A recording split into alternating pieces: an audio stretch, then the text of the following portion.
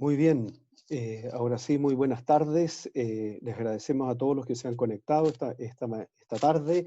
Mi nombre es Ignacio Larraza, del Centro de Políticas Públicas de la Universidad Católica. Les quiero dar la cordial bienvenida a este seminario virtual, Protocolos de Reactivación para las Empresas y sus Costos, que es organizado por el Centro de Políticas Públicas en conjunto con el Instituto de Economía de la Universidad Católica.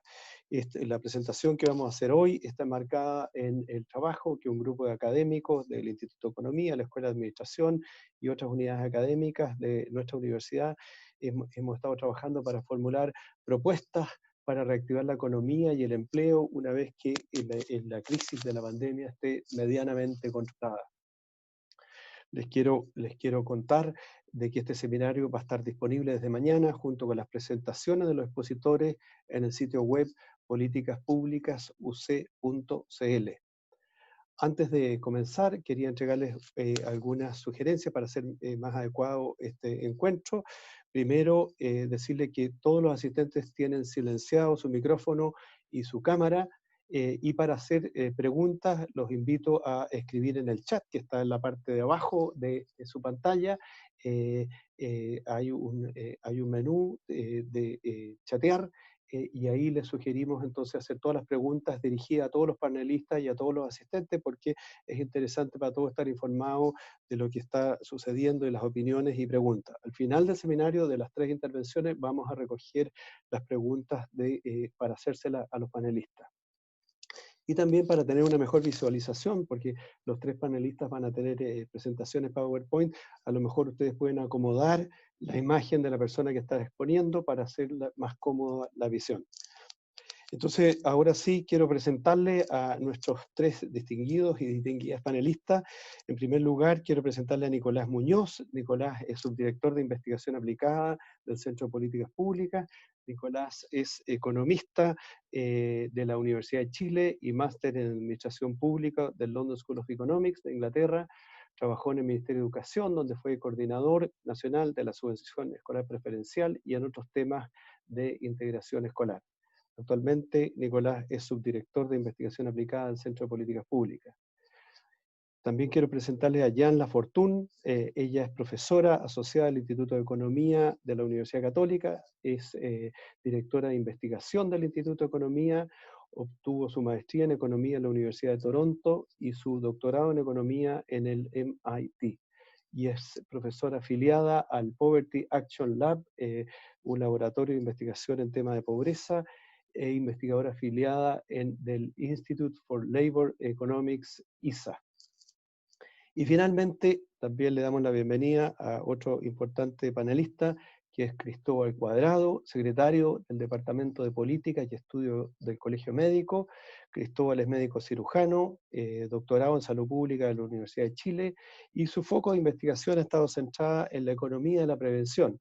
Se ha desempeñado como investigador principal en varios estudios y ha sido consultor de organismos internacionales, y desde el año 2017 ejerce como coordinador ejecutivo del Comité de Investigación de la Escuela de Salud Pública de la Universidad de Chile. Así que estos son nuestros 3 panelistas.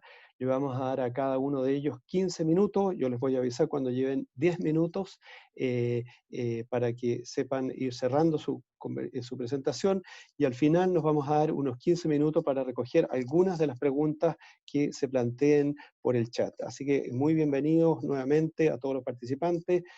Somos casi 180 personas que están siguiendo esta conversación. Entonces, sin más, le damos la palabra a Nicolás Muñoz del Centro de Políticas Públicas. Nicolás, te escuchamos.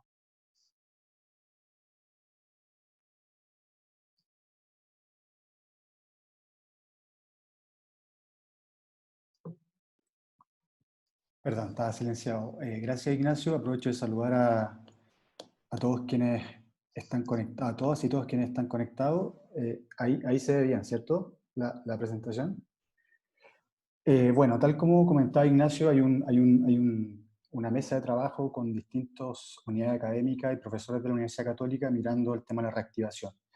Y particularmente lo que yo voy a comentar hoy día y presentarles son algunos hallazgos de un modelo de costos asociado a la implementación de protocolos de prevención del COVID-19 para empresas, que nosotros construimos y que aquí les voy a ir contando algunos detalles. Como contexto, algunos datos, sobre todo para entender de que esta pandemia no le ha pegado a todos los sectores económicos y a todas las empresas de igual manera. Aquí presento solo algunos datos del Observatorio Laboral de la región metropolitana, que también es uno de los proyectos que nosotros lideramos desde el centro en conjunto con el CENSE Metropolitano y también con la ODIC-SOFOFA. Esta fue una encuesta que se aplicó a empresas a fines de abril y principios de mayo, y déjenme mostrarles algunas cifras que dan cuenta de cómo esto ha impactado de distintas maneras en los sectores económicos. Cuando se les preguntó por la paralización de las actividades, un 20% de las empresas en la región metropolitana declaró que estaba paralizado completamente en la fecha que les comentaba recientemente. Y un 54% declaró que estaba operando con dificultades significativas. Cuando esto lo vemos por sector económico, vemos que la paralización completa afectó de manera mucho más contundente y dura a los sectores de hotelería y alojamiento, a restaurantes y también el sector de la educación. Y también hay otros sectores que declaran tener dificultades significativas en su operación, y ahí hay sectores como la construcción, el comercio y también actividades culturales. Entonces, esto de alguna forma, y pensando, como decía Ignacio, en la reactivación económica, ¿cómo podemos hacer de manera óptima esta reactivación?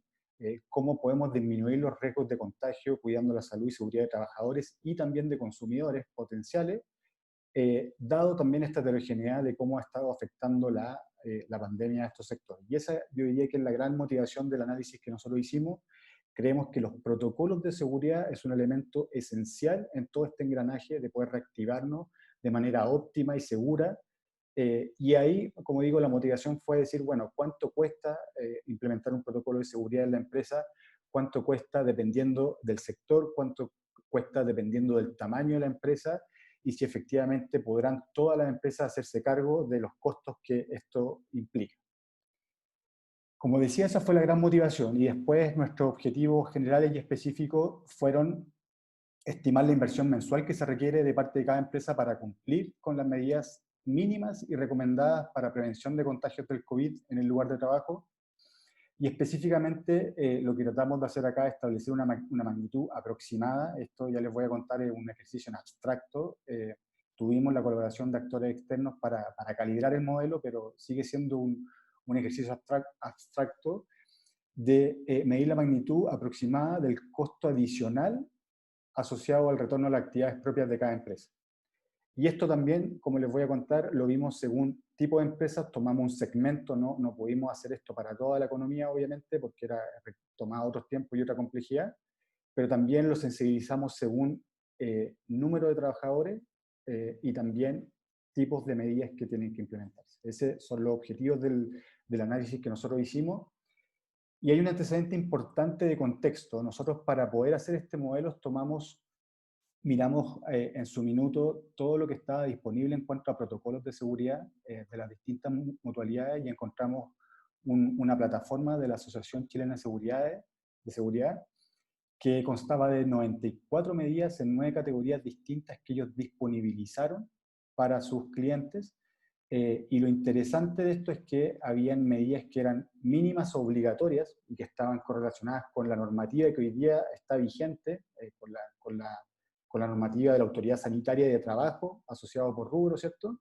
Y también otras medidas que son recomendadas. Expertos tanto de la misma H como de otros sectores recomiendan tomar ciertas medidas particulares para cada lugar de trabajo. Entonces, ese yo diría que es un insumo esencial para el modelo que nosotros hicimos, pero como les contaba, es un protocolo, ahí va a quedar también la página para que puedan revisarlo. Es un protocolo bastante completo, y la utilidad, vuelvo a insistir, son dos para el modelo. Uno es que podemos sensibilizar por aquellas medidas obligatorias recomendadas, y también que esto está sujeto a la normativa actualmente vigente en este ámbito. Déjenme pasar rápidamente, para después concentrarme más bien en los resultados, por 4 aspectos de la metodología para que puedan entender de alguna forma cómo fue que llegamos al resultado del costo mensual de lo que sale a implementar estos protocolos. Primero, nosotros tomamos estas 94 medidas y las resumimos en 56. Muchas de ellas estaban duplicadas, los distintos ítems, de estos 9 ítems que yo les comentaba, y habían otras que no requerían una inversión o algún costo específico de implementar. Por lo tanto, esas fueron eliminadas, quedamos con 56 medidas, y acá un pincelazo de algunas de ellas, ¿cierto? En el ítem de organización y responsabilidad hay que armar un plan de respuesta y un comité de crisis. En cuanto a la comunicación y capacitación, hay que capacitar a todos los trabajadores respecto del riesgo de contraer COVID y cómo implementar estos protocolos específicamente en el lugar de trabajo de cada uno. En cuanto a la continuidad operacional, se les recomienda a la empresa identificar actividades básicas y cuáles son aquellos trabajadores críticos para la continuidad de la actividad económica. Establecer turnos, por ejemplo, teletrabajo, cosa que ya se está haciendo en muchas de las empresas. En cuanto a la prevención y control, habilitar lavamanos, alcohol gel, establecer controles de acceso donde uno vaya monitoreando, ¿cierto?, la temperatura y registrando la entrada y salida de los funcionarios. En cuanto a la limpieza y desinfección, hay que asegurar un stock de artículos de limpieza y elementos de protección personal. Y por último, en gestión de trabajadores contagiados y en riesgo, hay que tener un protocolo de acción cuando se descubre que hay un trabajador contagiado o que tuvo contacto cercano con algún contagiado con COVID. Estos son solo algunas muestras de las medidas, de las 56 medidas, y como les decía, cada una de estas fue categorizada como una medida mínima u obligatoria o también una medida que más bien es recomendable. Un segundo etapa de la metodología, y quizás lo más complejo de esto, fue estimar el costo unitario de implementar cada medida. Para esto se definió una unidad de cada una de estas medidas, ejemplo, el número de trabajadores, y se estimó un costo unitario. Para ejemplificar esto, para la medida de disponer alcohol gel en sectores donde existen superficies de uso común, la unidad definida es la superficie del centro de trabajo, ¿cierto?, el espacio con que cuenta la empresa, y para estimar el costo unitario de esa medida se calcularon dos parámetros. Uno es el costo por litro de alcohol gel, la cantidad de litros y la cantidad de litros que se requieren por mes en un dispensador y la cantidad de dispensadores por unidad de superficie del lugar de trabajo. Entonces, ese es solo un ejemplo, pero como decía, esto quizás fue lo más complejo, pero esto nos permitió tener un costo unitario mensual por cada una de las 56 medidas que anteriormente yo les comentaba. Una tercera etapa fue decir, bueno, ¿a quién vamos a medir en esto? Y lo que sabemos es que hay medidas que son específicas de algunas actividades, ¿cierto? El tema de delivery, el tema de atención a público.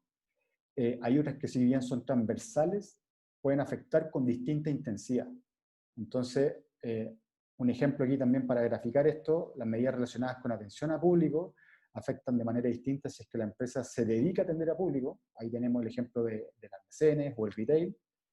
O, en cambio, si es que la atención no es la actividad principal. Entonces, con varias determinantes críticas asociadas a los costos, lo que determinamos nosotros fue un árbol de opciones donde tomamos 3 sectores, comercio, manufactura, construcción, y fuimos desplegando una serie de opciones, como digo, en cuanto a variables críticas que afectan los costos de manera importante. Por ejemplo, si es que el lugar de trabajo tiene un lugar masivo o no tiene un lugar masivo, si es que hay un transporte que es parte del quehacer de la empresa, si es que atienden público o no atienden público, si es que atienden público, si es que esa atención es el giro principal o no, si es que realizan delivery o no realizan delivery, etc. Entonces, con eso llegamos a 17 tipos de empresas a las cuales posteriormente nosotros estimamos los costos. Y por último, estos 17 tipos de empresas tomamos 3 tamaños distintos, de 5, 50 y 500 trabajadores, y con eso se implementaron los costos de implementar todas las medidas, cuáles los costos de implementar solo las mínimas subobligatorias, y también los costos de costear los insumos básicos para implementar esto. Esto, como les decía, vuelvo a repetir, son costos mensuales porque lo que queremos entender acá y poner sobre la mesa es cuánto le va a requerir a una empresa poder echar a andar protocolos de estas características. Y aquí vamos a lo esencial, vamos a los resultados que nos arrojó esto. Un primer cuadro acá no están todas las empresas por un tema de espacio, pero sí varias de ellas, y están los principales rangos en donde se mueven los costos totales de implementar todo el protocolo de medidas, insisto, tanto obligatorias como recomendadas. En empresas de 5 trabajadores los costos varían entre 474.000 pesos hasta 677.000 pesos. En el caso de empresas de 50 trabajadores los costos varían entre 1,5 millones y 3,5 millones mensuales totales. Y para empresas de 500 trabajadores naturalmente el costo es más alto y varía entre 13 millones y 26 millones dependiendo de lo que hacen. Solo para entender un poco esto y haciendo alusión al diagrama anterior. La empresa 1, por ejemplo, es una empresa que tiene lugares masivos de atención, que atiende a público, que realiza delivery, y podría ser lo más cercano a una empresa de retail masivo de las cuales contamos en Chile. Entonces, esos son los costos asociados y, por supuesto, empresas con esas características no hay ninguna que tenga 5 trabajadores, por lo tanto no tenemos número para ese. Ahora, lo que yo les comentaba anteriormente y lo más relevante, si bien el costo total es una cifra que hay que tener en vista, son... Llevas 11 minutos, Nicolás. Perdón, ya. ¿Cómo se traduce esto en el costo unitario por trabajador? Entonces, el paso siguiente fue tomar los costos totales y llevarlos, dependiendo de estos 3 tamaños, a cuánto me cuesta mensualmente por trabajador implementar estos protocolos. Y también hicimos una sensibilización respecto de si implementamos todas las medidas, que son la barra azul, si es que implementáramos solo la obligatoria o los insumos. Y acá vemos que en promedio para una empresa, una microempresa de 5 trabajadores, el costo total es de 116.000 pesos. Y eso baja naturalmente, hay costos fijos que no dependen de la cantidad de trabajadores y también hay economías de escalas que se traduce en esta cifra que tenemos acá. Luego, esto lo podemos ver para los 17 tipos de empresas y lo que vemos es que para casos de empresas pequeñas, la variación, la heterogeneidad, si bien hay una heterogeneidad, varía entre 94.000 y 135.000 pesos mensuales, dependiendo de las características que ya les mencionaba anteriormente.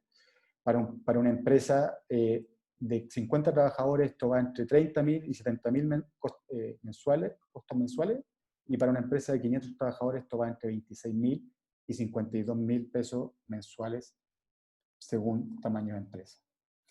Esto cambia obviamente si uno toma, por ejemplo, acá lo que tenemos son los costos de los insumos básicos de las medidas obligatorias. Y esto baja de manera importante para una empresa de 5 trabajadores, el costo promedio o el costo más alto está en torno a los 52.000 y el costo más bajo está en torno a los 17.000 por trabajador.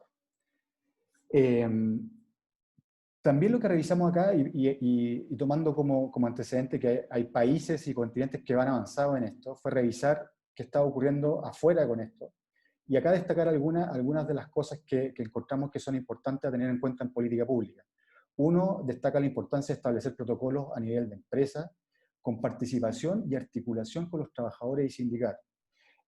Hay buenas prácticas en el apoyo a las pymes. Encontramos un caso de Australia donde la información se está dando específicamente a las pymes de manera didáctica, ¿cierto? Y poder llegar de manera masiva a ellos, asumiendo lo que conocemos que hay una alta heterogeneidad en los distintos tipos de empresas en esa categoría.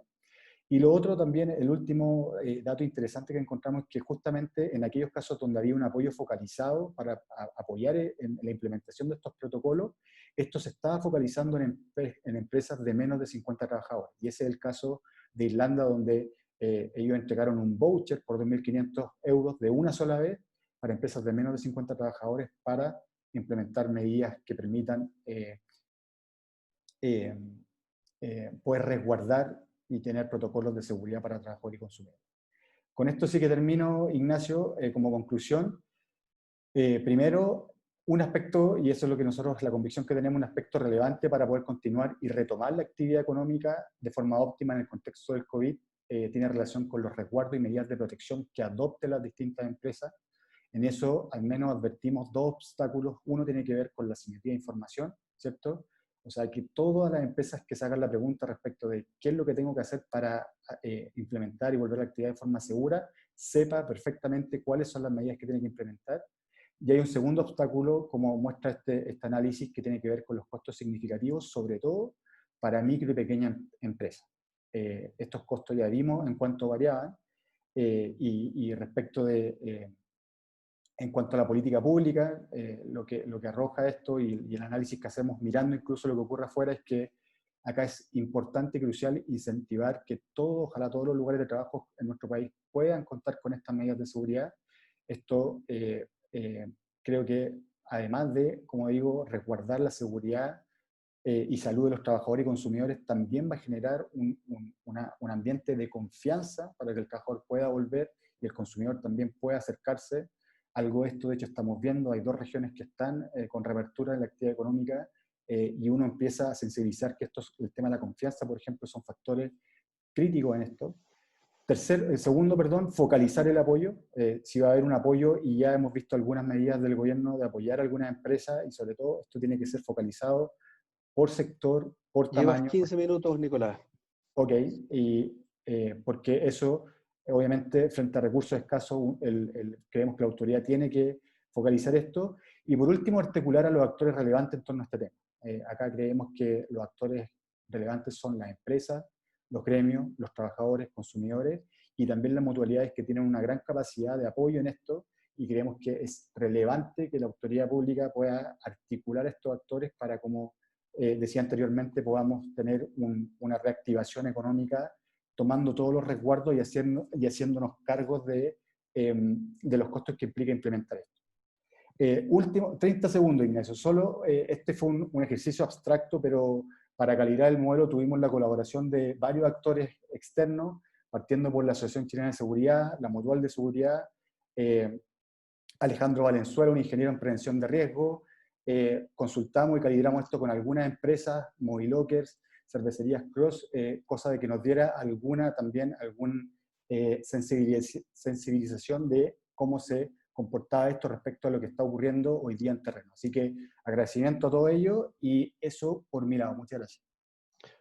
Muchas gracias, Nicolás, por tu presentación. Te vamos a descontar el tiempo después cuando tengas que responder las preguntas. Y agradezco todas las preguntas que ya nos están llegando. Ahí te ruego que las mires, Nicolás, porque hay varias preguntas metodológicas ahí bien importantes de aclaraciones.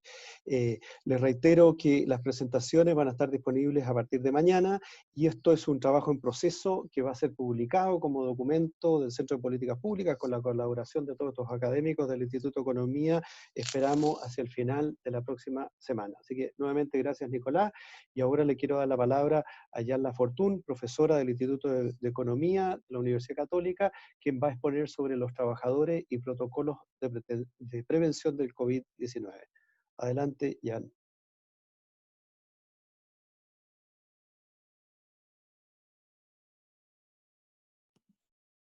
Hola, ¿se me escucha? Entonces, yo voy a tratar de mirar el tema que plantó Nicolás con el costo que eso significa, para hablar de su impacto en el mercado laboral, pero también de involucrar la necesidad de involucrar a los trabajadores en ese proceso.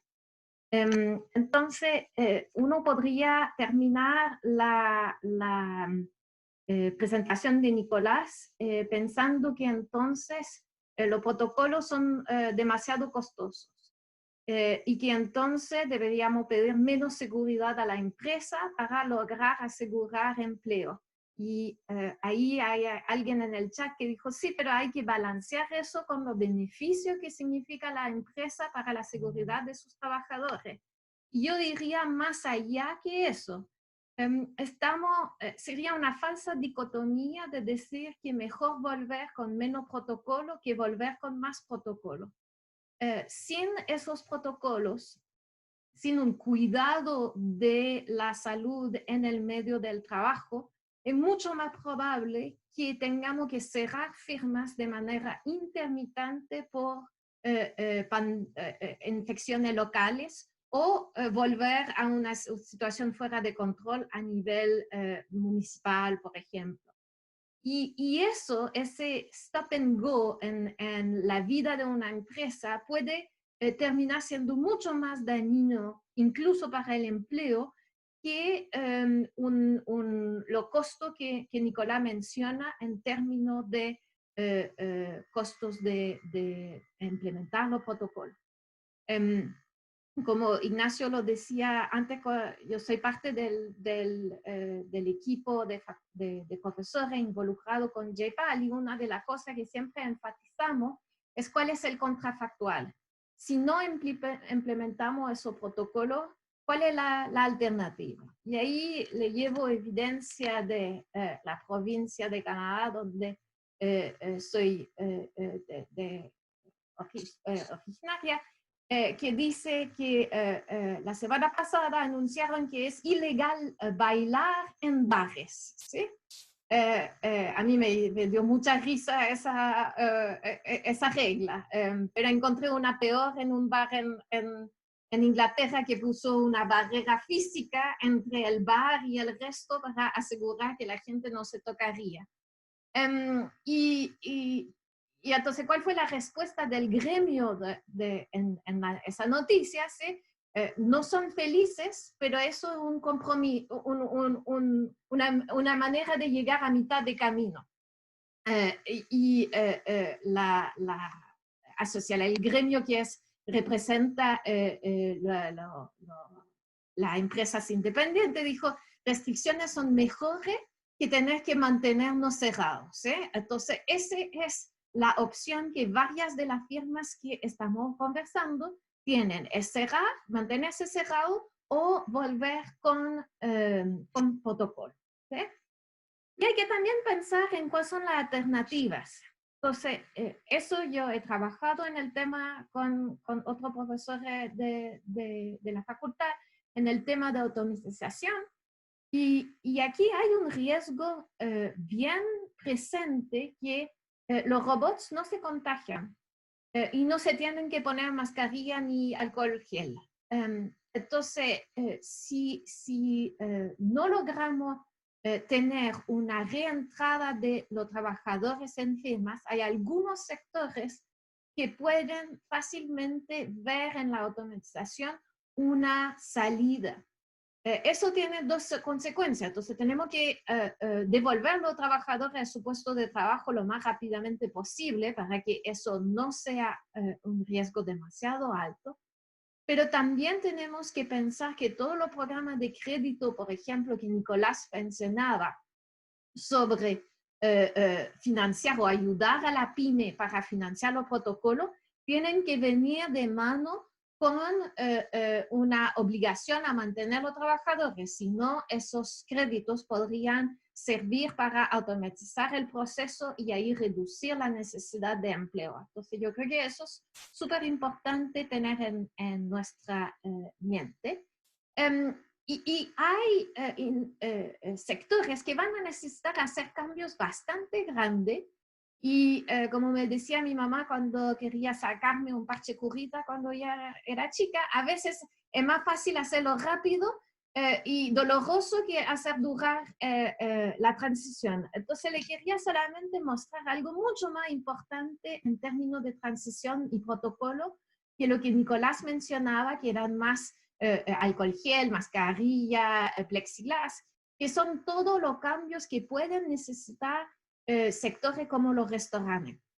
Entonces, a la izquierda viene un espacio típico de un restaurante pre-COVID, a la derecha viene una alternativa, y para maximizar el número de puestos en ese restaurante, manteniendo la distancia de 6 pies de distancia, se eliminó el bar, por ejemplo.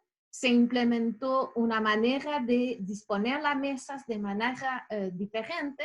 Entonces, mi punto es que si queremos volver a tener empleo, a abrir esos sectores, hay que a veces pensar en costos que se pueden amortizar sobre varios meses de trabajo. Y entonces eso puede ser costos que van a ser más importantes que solamente el protocolo, pero que también son relevantes empezar ahora y no más tarde. Y ahí Nicolás hablaba de cómo, entonces, si queremos hacer esos cambios, ¿cómo podemos informar a esas firmas que se están preguntando qué hacer? Y en un estudio que hicimos en el pre-COVID, del mundo pre-COVID, con Francisco Bram de la London LBS, London Business School, y José Tesada de la Escuela de Administración, comparamos un diseño donde enviamos información a los managers de PYME sobre la seguridad laboral vis-a-vis enviarla a trabajadores. Claramente no teníamos información de cada trabajador, entonces tuvimos que enviarlo en paquete a la firma para que la firma lo distribuyera a sus trabajadores. Y lo que encontramos, que está a la izquierda aquí, es que cuando se entregó la información directamente a los trabajadores, vimos una caída muy importante en la tasa de accidentes laborales a los 12 meses de duración. Entonces, se traduce en toda la barra azul yendo hacia la izquierda, generando más firmas sin accidente y también menos accidentes por trabajador en todo el rango de la distribución. Eso no vimos nada similar cuando nos contactamos directamente a los managers, a los encargados de seguridad y a los gerentes. Lo que nos indica que involucrar a los trabajadores es realmente clave para lograr una disminución en los riesgos. No hay solamente que establecer el protocolo, hay que implementarlo y los trabajadores son mejores a hacer eso que los gerentes. Y en particular lo que vimos es que en respuesta a nuestro panflete, los trabajadores parecen haber pedido a la firma clases, capacitación vía el proceso de capacitación para obtener mejor conocimiento para protegerse de los riesgos que habíamos puesto en énfasis. Y el último punto que vemos en ese estudio es que 12 meses después hay también un crecimiento menos fuerte en sueldos en las firmas que recibieron esa información que las firmas que no lo recibieron. Y eso nos dice dos cosas. Primero, es que los trabajadores valoran la seguridad laboral y están dispuestos a sacrificar algo de su sueldo para el beneficio que observan de enfrentar menos riesgo. Y en el contexto del COVID, eso nos dice que los costos que Nicolás menciona no necesariamente van a ser únicamente pagados por la firma en sí misma, sino que probablemente se va a llegar a un acuerdo entre trabajadores y firmas para poder mantener los empleos y los empleos seguros. Entonces, eso enfatiza el rol de la información y quería simplemente terminar en un estudio que salió anteayer de los dos fundadores de JPAL, que hicieron un experimento en el contexto del COVID en India, donde enviaron mensajes de texto de manera aleatoria, recordando a la gente de tomar medidas preventivas sobre el COVID. Y lo que encontraron es que eso tuvo un impacto muy importante, llevando a menos o más acciones tales como se recordaba en el mensaje de texto, pero en otras, por ejemplo, el uso de la mascarilla que no estaba mencionado en el mensaje de texto. Y también no solamente impactó la persona que recibió el mensaje de texto, sino también sus familiares y cercanos, lo que significa que la verdad tenemos una tarea pendiente importante en términos de información que puede mejorar la situación del trabajo una vez que volvemos. Y último punto es que estamos hablando de la seguridad en el trabajo, pero para que los trabajadores vuelvan a su empleo, necesitamos también que puedan llegar a su empleo de manera segura. Y entonces necesitamos pensar en protocolo para hacer el transporte público más seguro, o ampliar las pistas de bicicleta, o hacer varios cambios que se están haciendo en la otra ciudad grande del mundo para que eso se pueda transformar de manera más segura. Y también necesitamos que los niños sean cuidados de manera segura en colegios o en jardines mientras que los papás están trabajando. Y eso entonces es otro punto que es necesario tratar de avanzar. Con eso termino. Muchas gracias, Jan.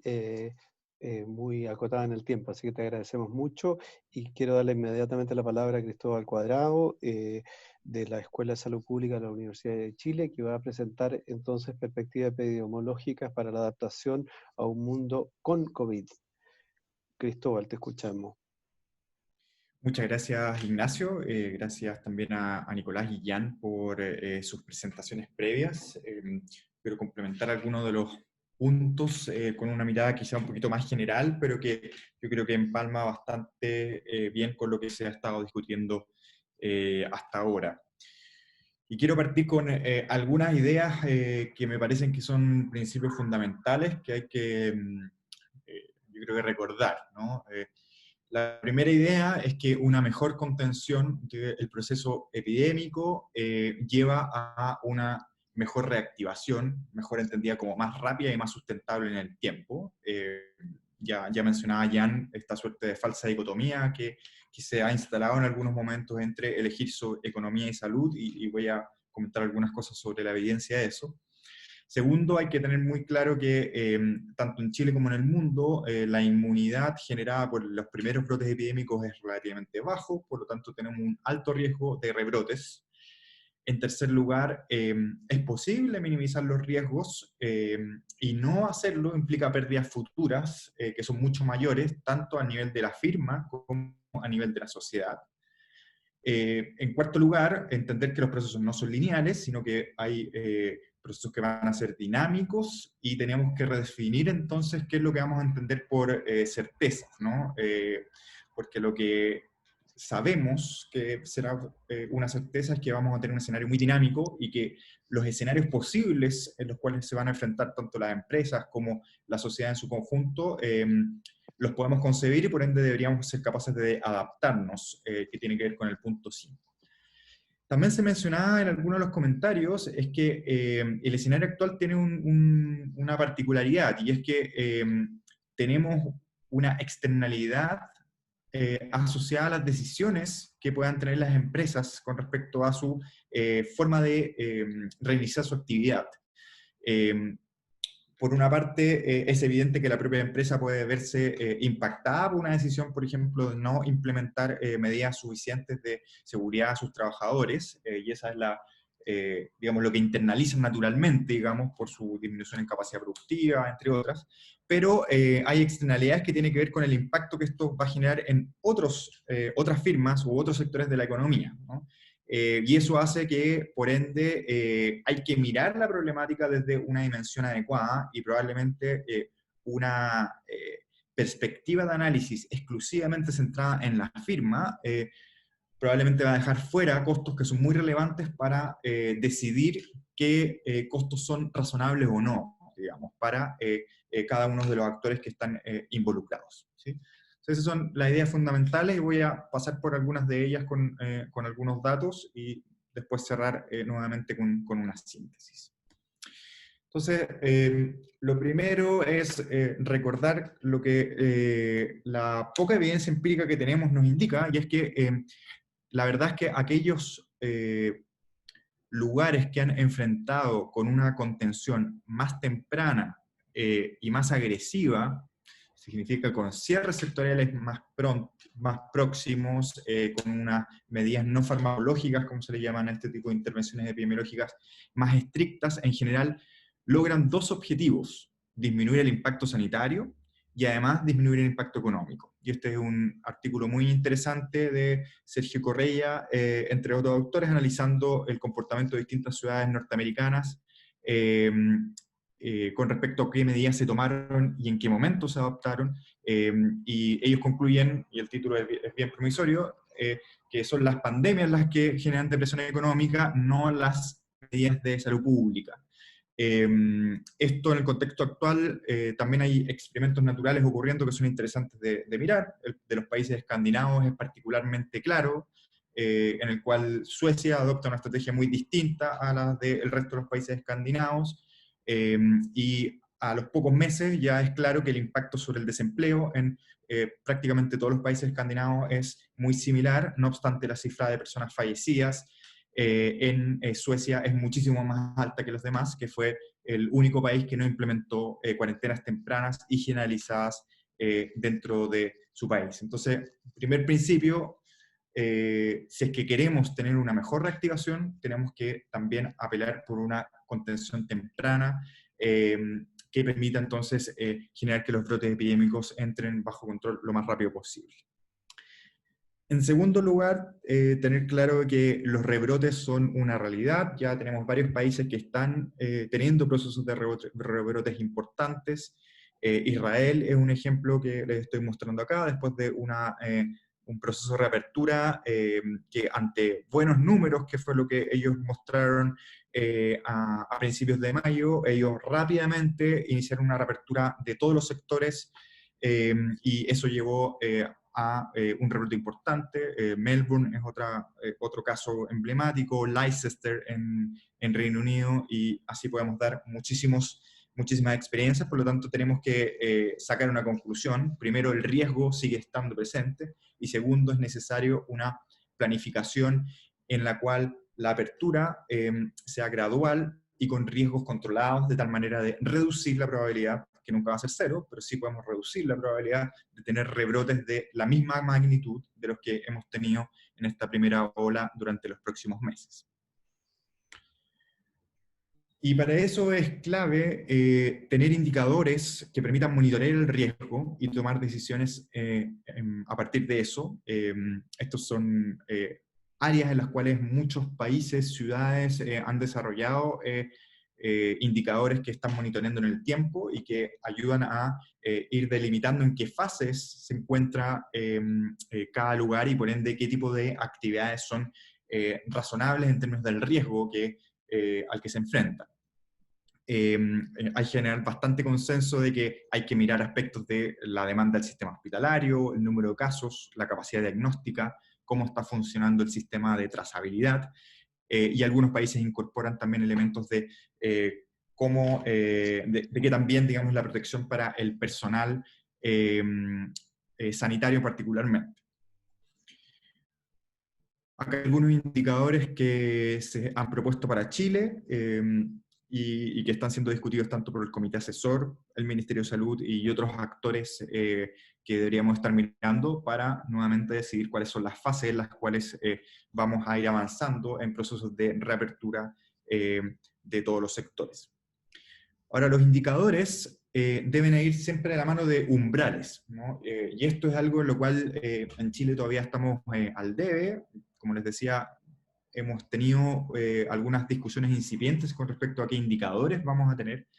No obstante, estos indicadores deben ir de la mano de cuáles son umbrales de riesgo para cada uno de ellos. Y acá hay simplemente un ejemplo. Muchas ciudades y países lo que están haciendo es generar umbrales para cada uno de los indicadores, y en base a una síntesis de en qué grado de alerta se encuentra en estos distintos indicadores, es lo que después se asocia a determinados planes. Este, por ejemplo, es el Plan General de Massachusetts, en el cual, según cada una de las fases, se va a tener un distinto grado de riesgo y medidas que están implementadas, y es muy importante entender de que hay una gradualidad, o sea, hay un continuo entre lo que uno podría llamar una nueva normalidad y una situación de confinamiento obligatorio, y que pretender pasar de una a otra de una sola vez sin duda no es razonable desde el punto de vista del riesgo que eso implica, y por ende los planes también de las firmas en este proceso también debe ir de la mano de entender de que hay fases, ¿no? Y que cada una de estas fases va a requerir procesos de adaptación que son diferentes. Y en relación a lo mismo, la definición de umbrales y un plan con fases claramente delimitados debería ser transparente y entregar certezas en este escenario de incertidumbre. ¿A qué me refiero con esto? Que para todos los sectores debería ser muy transparente el tener indicadores públicos que le permitan saber en qué escenarios deberíamos cambiar las actividades que son permitidas o no, ¿sí? Y que no sea, digamos, una decisión que se toma a medianoche en el gobierno oscuro sin que podamos saber qué es lo que viene en base a información que sea pública. En ese sentido, yo creo que el avanzar a certeza en la incertidumbre viene de la mano de tener indicadores claramente establecidos, que sean racionales, que sean públicos, y que esto venga a la mano de gatillantes, en lo cual cuando se cumplen ciertas condiciones, todos sepamos entonces que debemos pasar a una nueva fase, ya sea de menor o mayor control de las actividades que se están realizando. Y en eso, de nuevo, no es algo que dependa de las firmas, pero sin duda todo el sector económico debería estar muy interesado, digamos, de que esto que son definiciones regulatorias sean tomadas cuanto antes y que sean lo más concordante con alinear los intereses sanitarios y económicos que, como les decía al principio, van de la mano. Ahora, para la gestión del riesgo es muy importante entender de que no todas las actividades son iguales y por eso también hay actividades que son más o menos aceptables o condiciones de más o menos riesgo según el momento en el que estamos. Entonces, hay tres tipos de settings que son los de más riesgo en general. Por una parte, aquellas actividades o lugares donde hay una gran aglomeración de personas al mismo tiempo, que es lo que está puesto en amarillo como crowded places.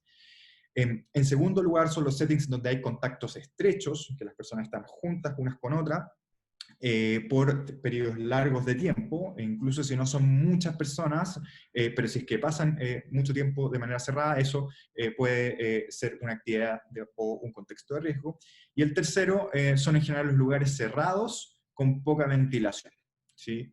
Evidentemente, cuando se conjugan estos tres elementos, tenemos el más alto nivel de riesgo, que es distinto a tener dos de ellos o tener solamente uno de ellos. Y dentro de una empresa, entonces uno también puede diferenciar que hay distintos contextos o actividades que desempeñan ciertos grupos de trabajadores que van a ser de mayor o menor riesgo y que por ende van a requerir regulaciones más o menos estrictas según la fase en la cual se encuentra el proceso epidémico. Llevas 11 minutos, Cristóbal. Perfecto. En términos de estándares de seguridad mínimos, Nicolás ya presentaba algunos de ellos. Estos, de nuevo, son ejemplos de protocolos internacionales. Hay cosas mínimas muy sencillas que tienen que ver con el distanciamiento físico de las personas y que eso implica reorganizar las dinámicas y flujos internos de las empresas, los espacios físicos. Jan también mostraba cómo uno puede reestructurar, por ejemplo, un restaurante para poder cumplir con el distanciamiento físico necesario. Están todos los temas relacionados con protocolos de higiene, que son sin duda fundamentales. La capacitación sobre el personal y la operación generalizada de la empresa, con los planes que eso requiere, así como también los protocolos y los procesos de limpieza y desinfección dentro de las empresas. Estos son, yo diría, los pilares fundamentales y que cualquier protocolo interno debería considerar. No obstante, como muy bien mencionaba Nicolás, hay muchos de ellos que deben ser llevados a diferencias en términos de el sector económico y sin duda de la empresa en particular en la cual estamos discutiendo. Ahora, una pregunta o algo que se planteaba en el título es que ¿quién va a pagar este costo de adaptación? Y a mí me parece esa una pregunta súper interesante porque sin duda que acá hay 4 componentes que de una u otra manera van a estar financiando las adaptaciones necesarias. Por una parte las firmas, por otra parte los trabajadores, por otra parte los consumidores, que sin duda que van a tener que en muchos casos pagar mayores precios por ciertos productos que van a requerir empresas adaptaciones más importantes, y finalmente el Estado, en el cual ya sea por vía mayores subsidios a ciertos sectores de empresas o los costos asociados a la vigilancia del cumplimiento de estos estándares también va a tener que generar costos, ¿no? Y yo creo que es importante en cualquier análisis económico que se haga y como mencionaba previamente, no solamente hacerlo desde la perspectiva de la firma, sino entender que acá hay costos que se van a distribuir de distinta manera dentro de la sociedad, y que pueden, y probablemente son muy razonables, considerando de que el escenario de adaptación es un escenario de mediano plazo, ¿sí?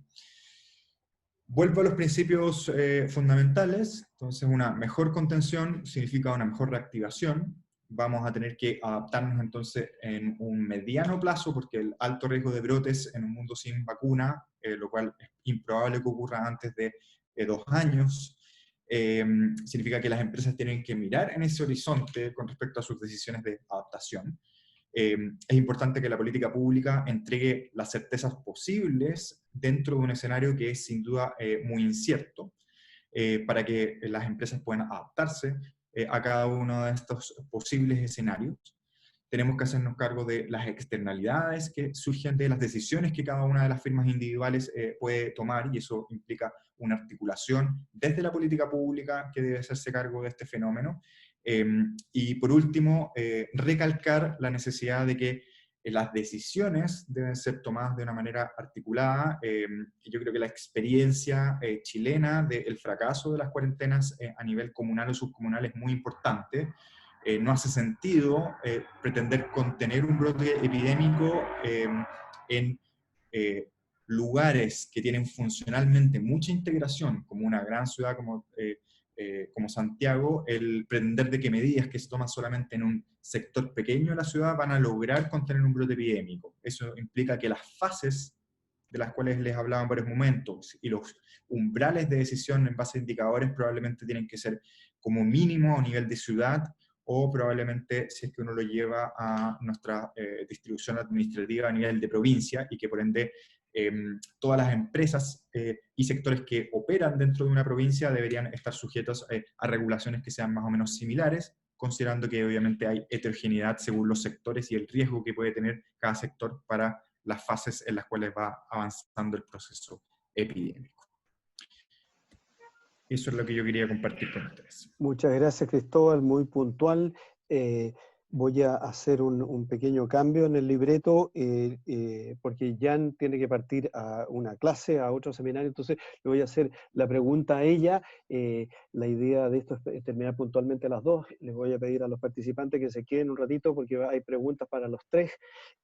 Y a Jan hay una pregunta que interesante que dice, me parece importante distinguir entre las seguridades que deben de tomar las empresas para sus propios empleados respecto de las seguridades que deben de tomar para no generar una externalidad negativa al resto de la economía. Entonces, ¿cómo las empresas internalizan estos dos tipos de problemas?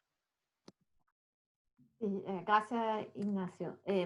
Yo creo que hay un problema claro para el segundo, que sí, cuando yo pido a mis trabajadores que llegan todos a las 9, no solamente estoy poniendo su seguridad en riesgo, sino que estoy generando un flujo mayor en la llegada de trabajadores a las 9, lo que puede congestionar el sistema de transporte público, y como decía Cristóbal, eso es uno de los 3 Cs, entonces eso no ayuda a la contención. Pero yo diría que de manera sorprendente, nuestro estudio muestra que también las firmas no internalizan totalmente el efecto sobre sus propios trabajadores. Aun cuando parece que los trabajadores tienen una disposición para entrar en negociación con la firma sobre ese punto. Entonces, creer que el mercado va a solucionar la situación por sí misma, yo creo que en ese contexto la evidencia nos muestra que no es el caso, ni siquiera para los propios trabajadores, y de manera mucho más importante para los demás que están cerca de los trabajadores, que pueden entonces generar externalidades negativas. Muchas gracias, Jan. Les reitero a todos los participantes que esto vamos a entregar todos los PowerPoint a partir de mañana, van a estar en nuestra página web, y esto es un documento, por lo menos lo de Nicolás y Jan, por supuesto no vamos a involucrar a Cristóbal, que generosamente ha participado en este seminario, es parte de un documento que esperamos liberar ya hacia finales de esta otra semana. Nicolás, hay varias preguntas respecto a aspectos metodológicos que no sé cómo lo puede resumir en un minuto. ¿Qué tan extendible es el análisis que tú haces para otros sectores de la economía? ¿Qué tan representativos son estos 17 tipos de empresas? Y una pregunta que es media reiterada es, ¿cuál es el ítem más importante que generan estos costos de adaptación de las empresas? Son como 3 preguntas en una. Sí, a ver si lo logro. Primero, esto, claro, no es tan generalizable a otros sectores. Nuevamente, nosotros miramos comercio, manufactura y construcción. Son sectores que concentran una alta cantidad de trabajadores en nuestro país. Y no es extendible automáticamente porque, y lo mostraba Jan y Cristóbal en parte de su presentación, hay otros sectores que requieren medidas que son bien específicas. En los restaurantes, por ejemplo, el tema de los colegios, también van a requerir otras medidas específicas, y probablemente eso altere de alguna forma este análisis que nosotros hacemos. En eso creemos que un buen primer análisis, y esto se puede seguir profundizando cuando aparezcan protocolos específicos en el caso de educación o otros ámbitos, uno podrá hacer algún análisis y sensibilizarlo. En cuanto a los tipos de costo, claro, nuevamente, y cuando esto se libere va a haber mucho más detalle. Nosotros despedimos a Jan, que sabemos que tiene que irse a una clase.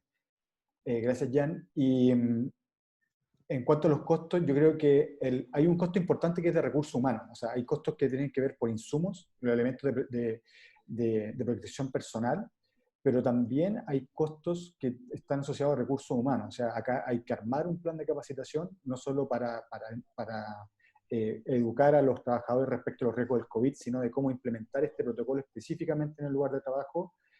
Hay que registrar cierta entrada y salida, hay que registrar en caso de que aparezcan contagios. En fin, todo el tema de compra de insumos que va a ser mayor de lo normal. Hay un costo asociado de recursos humanos que nosotros incorporamos en este modelo y que son significativos. Si bien los costos por insumos también son significativos, yo creo que esos dos ámbitos son importantes, y nuevamente ahí cuando liberemos más detalles del modelo va a estar todo eso también de alguna forma rankeado. Gracias, Nicolás. Cristóbal, gracias por tu presentación. Muy importante el punto que tú haces ver. Necesitamos mejor contención para una mejor reactivación. Muy importante ese punto. Entonces, yo te quería... Hay una pregunta que hace una persona que la hace 2 veces, de hecho, que es el tema de los protocolos se requieren implementar, pero también documentar.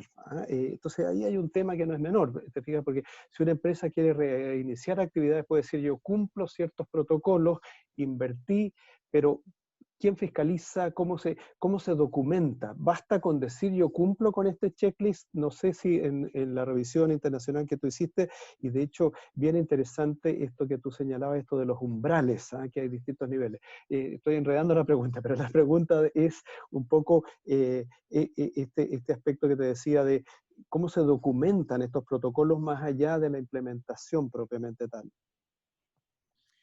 Parte fundamental de tener un plan nacional de reactivación pasa por estas definiciones, ¿no? Uno define cuáles son las fases, cuáles son los umbrales, cuáles son los indicadores, ¿sí? Y dentro de cada una de las fases, entonces uno tiene que definir, bueno, qué tipo de actividades empiezan a funcionar, cuáles son los requisitos para que esas actividades puedan desarrollarse, y de la mano, entonces, tiene que ver de cuáles son los estándares. Los estándares que presentaba Nicolás son estándares que no son estándares oficiales, en el sentido de que no son desde la autoridad regulatoria, sino que son recomendaciones desde las mutualidades, ¿sí? Que en el fondo uno podría partir de ahí, digamos, como sugerencia, en base a que son recomendaciones de expertos. Pero todo ese proceso, que empezó muy importante desde el punto de vista regulatorio, tiene que terminar finalmente en decir, bueno, de qué manera el Estado va a generar una fiscalización. y esa fiscalización podría ser delegada en las mutualidades, por ejemplo, que eso implicaría darle ciertos incentivos a las mutualidades para que ejerzan ese rol, o tiene que ser delegado en otras entidades propiamente del Estado, como la Dirección del Trabajo y o las Ceremis. Pero sin duda que se requiere un gasto también en fiscalización, probablemente aleatorio, etcétera, como ocurre en otros ámbitos regulatorios, y ese tipo de costos yo creo que es súper importante también incorporarlos dentro de los análisis que se puedan hacer al respecto. Muchas gracias, Cristóbal. Nicolás, habrían miles de preguntas más, no sé si miles, pero varias preguntas más, pero tú estuviste viendo las preguntas ahí, entonces te doy un minuto de gracia ahí para que hagas tus puntos de vista si tuvieras que transmitir un mensaje final al público. Sí, un comentario que se me quedó en el tintero anterior. Fue bien interesante las conversaciones con las empresas que tuvimos para calibrar este modelo, y una de las cosas que apareció es que probablemente va a haber un costo, una inversión inicial que va a ser más alto, que después debiera ir bajando eventualmente, no tanto, pero baja un poco. Hay un costo de aprendizaje, ¿cierto?, que probablemente a los trabajadores, a quien organice esto dentro del lugar de trabajo, le va a incorporar más tiempo. Lo otro que probablemente va a empezar a ocurrir y que ya está ocurriendo tiene que ver con la volatilidad de precios, ¿cierto? Entonces algunas empresas nos decían, yo me anticipé, fui bien Mateo, compré un termómetro cuando no apareció todavía ningún instructivo que me costó 120.000 pesos. Hoy día ese termómetro bajó a prácticamente la mitad de precio. Entonces los precios también se van estabilizando, y eso de alguna forma hace sugerir que los costos van a bajar un poco, pero no tanto. Y solo para terminar, hacer hincapié a lo que mencionamos y un poco el rol de la política pública. Cristóbal algo mencionaba. Acá es importante, por un lado, poner a disposición la información, o sea, cuáles son los protocolos, qué protocolos son efectivos para qué tipo de actividad, y eso quizás focalizarlo, como se ha hecho en otros lugares, en las micros, pequeñas y medianas empresas que en general a veces tienen mayor problemas para acceder a esta información. O sea, que el día de mañana el no conocer un protocolo no sea un problema y un obstáculo para esto. Creo que eso es importante. Y segundo, o más bien, en ese mismo ámbito, articular actores. También se habla de las mutualidades, gremios, empresas, trabajadores, la misma ciudadanía, creo que es clave, y eso tiene que ver también con la gradualidad que mencionaba Cristóbal.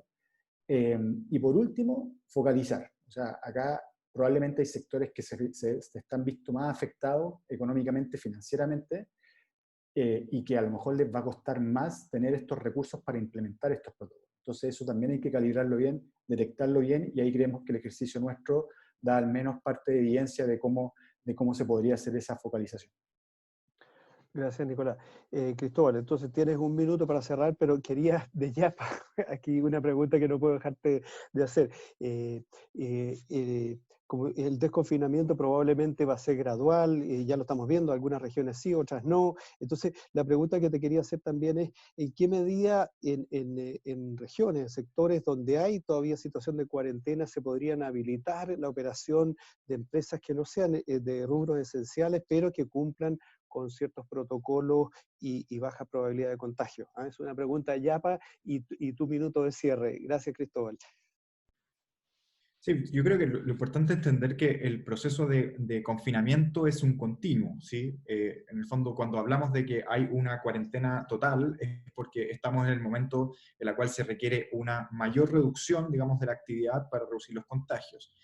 Lo que yo creo que ha pasado y ha sido un problema en Chile es que esto se ve como algo dicotómico, que está todo cerrado, todo abierto, ¿sí? Entonces, estamos en una cuarentena total y luego la discusión es cuando abrimos los malls, ¿sí? Y yo creo que esos saltos son un gran problema, ¿sí? Porque efectivamente, como tú bien mencionas, hay un continuo de empresas que, primero, en un extremo, son absolutamente esenciales para la actividad económica, sean o no de alto riesgo, hay que mantenerla abierta porque si no, no puede funcionar el país. Y después uno puede ir avanzando gradualmente en la reapertura de empresas que tienen su operación en condiciones de bajo riesgo o que movilizan una cantidad de trabajadores más baja, hasta finalmente las actividades de más riesgo, que son más masivas, que generan aglomeraciones y que incrementan el riesgo poblacional de contagios. Yo creo que hay que mirarlo de esa manera, y por eso es tan importante hablar de fases, identificar esas fases, cuáles son las actividades, y no solamente que una empresa abre o cierra, sino que dentro de una empresa también hay actividades de más riesgo y menor riesgo. Y esa mirada mucho más fina es, yo creo, lo que nos ha faltado desde una perspectiva política pública para enriquecer la discusión. Porque si no, caemos en ciertas caricaturas de cerrar o abrir, que la verdad es que no son razonables, digamos, en términos de cómo uno tiene que aproximarse a este proceso. Muchas gracias, Cristóbal. Bueno, agradecerle a Nicolás Muñoz, a Jan Lafortuna y a Cristóbal Cuadrado de la Escuela de Salud Pública de la Universidad de Chile. Estamos muy contentos de este seminario como Centro de Políticas Públicas, como Instituto de Economía de la Universidad Católica. Las presentaciones van a estar disponibles en políticaspublicas.uc.cl y, como les digo, prontamente esperamos entregar un documento más completo con toda esta información y los detalles que muchas de ustedes preguntaron. Muchísimas gracias y será hasta una próxima oportunidad. Chao, muchas gracias por la invitación. Gracias a ustedes. Gracias.